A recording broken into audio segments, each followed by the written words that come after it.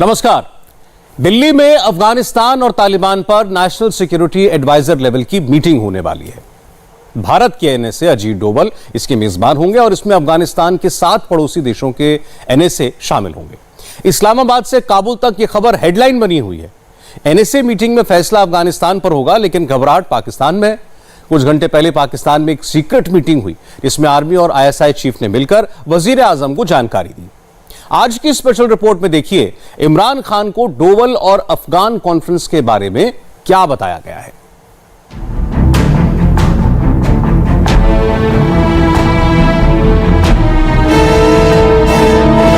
48 घंटे बाद नई दिल्ली में एक मीटिंग शुरू होगी। एनएसए अजीत डोवल की अध्यक्षता में होने वाली मुलाकात का रिजल्ट जाने क्या होगा, ये सोच सोचकर इस्लामाबाद में बवाल हो रहा है।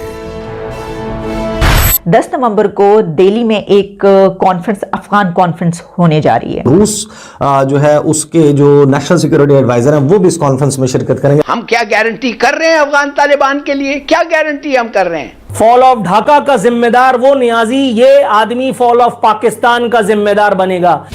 इस वक्त पाकिस्तान में 10 नवंबर का खौफ चल रहा है। इमरान सरकार खुद को अफगानिस्तान का सबसे बड़ा ठेकेदार मानती है।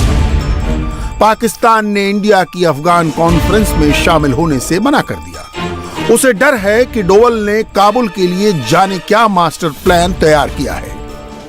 इमरान खान पर पहले ही कई मुसीबतें हैं। बड़ी मुश्किल से वजीर आजम ने तहरीक लब्बैक को मनाया है। टेरर ग्रुप टीटीपी को समझौते के लिए तैयार किया है। इतने में ही नई दिल्ली में अफगान कॉन्फ्रेंस का टाइम करीब आ गया। तरीके तालिबान जो पाकिस्तान है, जो कालदम है, वो तो बड़ा इशू है मैडम शेख। वहाँ मुज़ाकरात हो रहे हैं, कौन मुज़ाकरात कर रहा है, किससे मुज़ाकरात कर रहा है, क्या कौन दरमियान में है, यानी सुना जा रहा है हक्कानी ग्रुप दरमियान में है, कोई तालिबान लोग दरमियान में है, कितने उनके तरीके तालिबान पाकिस्तान के कितने ग्रुप्स हैं, उन ग्रुप्स में किस ग्रुप से हो रहे हैं और उनके मुतालबात क्या हैं। हमने जब किसी चीज में से निकलना होता है कि हम इससे बाहर निकलें, ये क्या सिचुएशन आ गई है, तो बजाय इसकी कि हम एंगेज करें, हम लोगों से मिलें, हम उसके मुतालिक वो करवाएं, हम दूर होके अलग होके बैठ जाते हैं, खफा होके मुंह फुला के बैठ जाते हैं। जिस तरह कि हमने देखा कि अमेरिका के साथ इस वक्त जो हमारे ताल्लुकात हैं उसका जिम्मेदार कौन है, उसकी रिस्पॉन्सिबिलिटी किसके ऊपर है। आज पाकिस्तान में नेशनल सिक्योरिटी की मीटिंग हुई है। इस्लामाबाद से मिली खबरों की माने तो इसमें अफगानिस्तान और दिल्ली की अफगान कॉन्फ्रेंस पर भी चर्चा हुई। इस खबर को पाकिस्तानी चैनलों पर दिखाने से रोकने का पूरा प्लान बनाया गया। पाकिस्तान सरकार ने कानून बनाकर मीडिया को इस मीटिंग के एजेंडे पर एक शब्द भी लिखने और छापने से मना कर दिया है। अगर किसी पत्रकार ने मीटिंग का मुद्दा बताया तो उसका करियर खत्म कर दिया जाएगा। अब वहां के सारे जर्नलिस्ट इस मीटिंग की खबरों पर खामोश हैं। जी, कौमी सलामती का इजलास पार्लियामान के अंदर और मीडिया पर पाबंदी लगा दी है जी कि आपने इसको कवर नहीं करना। जो आपने ब्रीफिंग देनी है कौमी सलामती के मामलात, कौन से ऐसे कौमी सलामती के मामलात हैं जो आपको लोगों से छुपाने की जरूरत है, जिसके ऊपर मीडिया कवरेज नहीं होनी चाहिए? क्या मतलब छुपाने को है क्या इस मुल्क के अंदर, और आप मीडिया की कवरेज को क्यों रोकना चाहते हैं? आपने क्या ऐसा काम कर दिया है पाकिस्तान के अंदर या पाकिस्तान के बाहर जो आप लोगों से मख्फी रखना चाहते हैं? इस्लामाबाद का फुल अटेंशन डोवल की मीटिंग है। असल में दिल्ली की अफगान कॉन्फ्रेंस का एजेंडा अफगानिस्तान और तालिबान की हुकूमत है। यहाँ पर इंडिया के साथ मिलकर बाकी देश आतंकवाद और कट्टरपंथ को खत्म करने का प्लान बना सकते हैं। आतंकियों के खिलाफ कार्रवाई की संभावना पर भी इमरान खान को सख्त ऐतराज है। 2 दिनों पहले लाहौर हाई कोर्ट ने आतंकी हाफिज सईद के 6 आतंकवादियों को बरी किया है। इन सभी आतंकियों को पाकिस्तान की निचली अदालत ने टेरर फंडिंग का दोषी ठहराया था। पाकिस्तान की कोर्ट ने हाफिज का नाम सुनते ही आतंकियों को आजाद कर दिया, लेकिन दिल्ली का एक नाम ऐसा है जिसे सुनकर पाकिस्तान में इमरजेंसी वाला सायरन बजने लगता है। कि अजित डोवल का वो जो तकरीर है बड़ी मशहूर, उसमें उसने बाकायदा तौर पे कहा कि हम बलूचिस्तान के अंदर स्पॉन्सर करेंगे और हम आपका नुकसान करेंगे और पाकिस्तान के अंदर हम कोशिश करेंगे कि बलूचिस्तान पाकिस्तान से अलहदा हो जाए। ये उनका रॉ का चीफ जो है कह चुका है। लाल किले की सीढ़ियों पे खड़े होकर मोदी ने तकरीर की थी और उसने कहा था कि जी बलोच मुझे राब्ता करते हैं, वो कहते हैं कि हमें आजादी लेके दें। उसने पाकिस्तान के कई इस तरह का नॉर्दर्न एरियाज की बात की उसने, जिसमें बड़ा वाज़ेह तौर पे उसका एजेंडा सामने था कि हम तो ये अब कर रहे हैं। और बाकी वो जो अजीत डोवल वगैरह की कहानी है वो तो सारे आपने उसकी तो वीडियोस मौजूद हैं, देखी है सबने। इंडिया में होने वाली अफगान कॉन्फ्रेंस के दिन करीब आ रहे हैं। पाकिस्तान में खौफ बढ़ता जा रहा है। अब इस मुलाकात के मेहमान भी तय हो चुके हैं। रूस, Iran, Kazakhstan, Kyrgyzstan, Uzbekistan, Tajikistan और तुर्कमेनिस्तान के नेशनल सिक्योरिटी एडवाइजर 3 दिनों तक अफगानिस्तान पर सलाह मशविरा करेंगे। मीटिंग का सब्जेक्ट अफगानिस्तान और तालिबान है, लेकिन टेंशन में पाकिस्तान है। जिस मुल्क का वजीर आजम 24 घंटे मजहब को बेचेगा, उस मुल्क में फिर यही होगा। फिर मौलवी भी उठ के उस मुल्क के वजीर आजम को गन पॉइंट पे कह रहे होंगे कि हमारे लीडर को छोड़ो, जिसके ऊपर 98 केसेस हैं उनको छोड़ो, वरना हम तुम्हें जो है वो नहीं मुल्क चलने देंगे। और हुकूमत सरेंडर कर बैठी है उनके आगे, और हुकूमत सरेंडर कर बैठी है। और उधर इंडिया है जो कि फ्रांस के साथ एक नेक्स्ट लेवल की पार्टनरशिप एस्टैब्लिश कर रहे हैं। रूस और इंडिया की बहुत सारे मामलात में कन्वर्जेंस है ऑफ ओपिनियन, उनके दरमियान हम आहंगी मौजूद है। तो रूस जो है उसके जो नेशनल सिक्योरिटी एडवाइजर हैं वो भी इस कॉन्फ्रेंस में शिरकत करेंगे। अफगानिस्तान के मुद्दे पर इंडिया की इमेज पाकिस्तान से बेहतर है। इस्लामाबाद की तरह इंडिया पर तालिबान के आतंकियों को पालने पोसने का इल्जाम नहीं है। यानी काबुल में इंडिया किसी का पक्ष लेने के बदले एक न्यूट्रल प्लेयर है।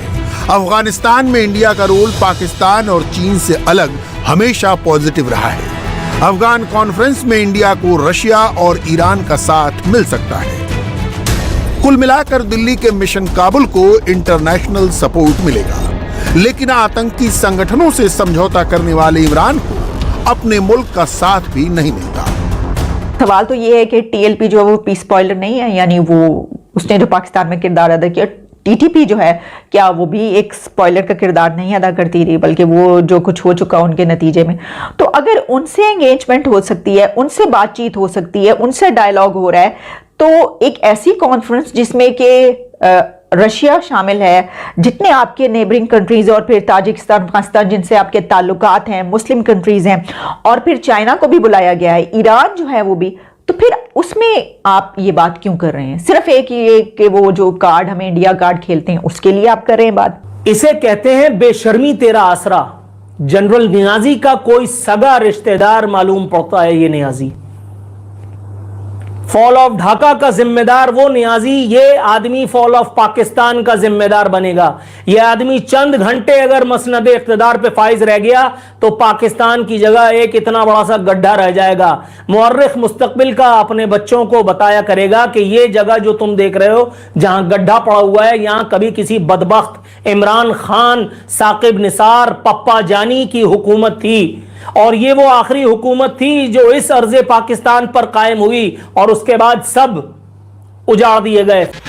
अफगानिस्तान में तालिबान को अब तक किसी देश ने मान्यता नहीं दी है, लेकिन पाकिस्तान और तालिबान के बीच अनऑफिशियल दौरे और मीटिंग्स जारी हैं। पाकिस्तानी मीडिया रिपोर्ट्स के मुताबिक तालिबान के विदेश मंत्री अगले कुछ दिनों में इस्लामाबाद आ सकते हैं। पिछले महीने इमरान ने शाह महमूद कुरैशी को काबुल भेजा था।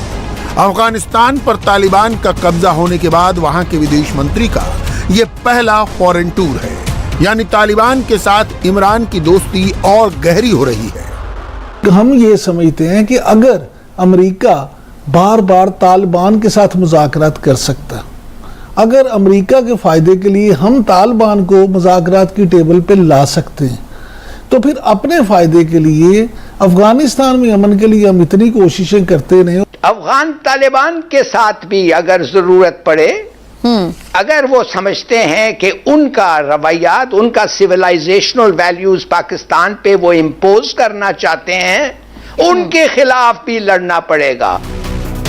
दुनिया का कोई भी मंच हो, वहां इंडिया का साथ देने के लिए बड़े बड़े देश आ जाते हैं। इंडिया से दोस्ती और स्ट्रेटेजिक पार्टनरशिप पावरफुल देशों का पहला टारगेट है। ये तस्वीरें पाकिस्तान को अच्छी नहीं लगती।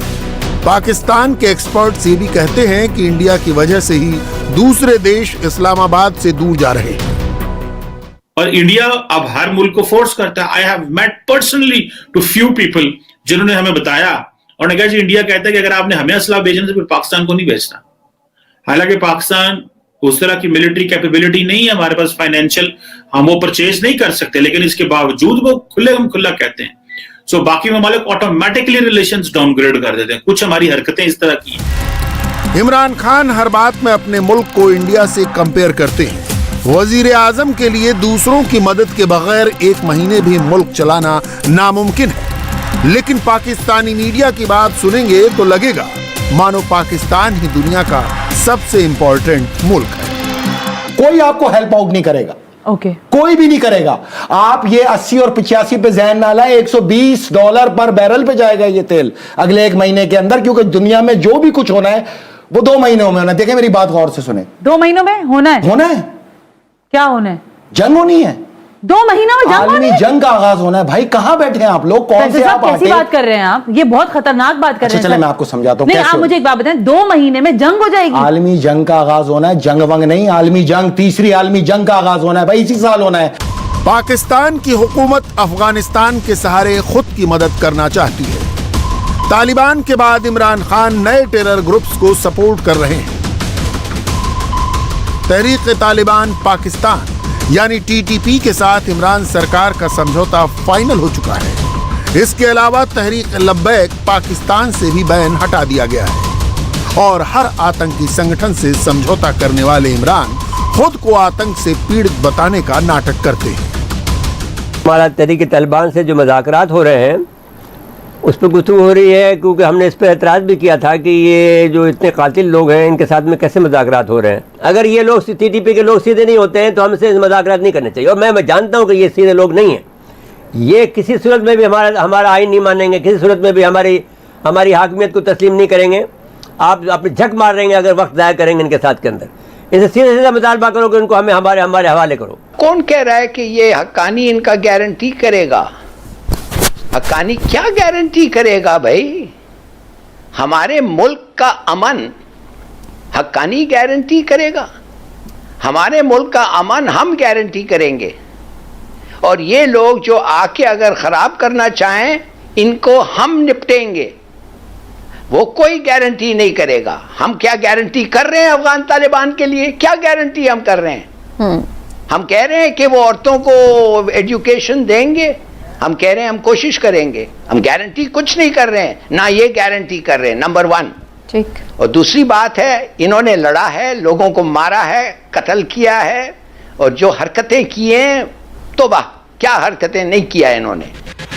कुल मिलाकर अफगानिस्तान और आतंकवाद पर डोवल का मिशन शुरू होने वाला है और अफगानिस्तान का नाम सुनकर सबसे ज्यादा डर इमरान खान को है।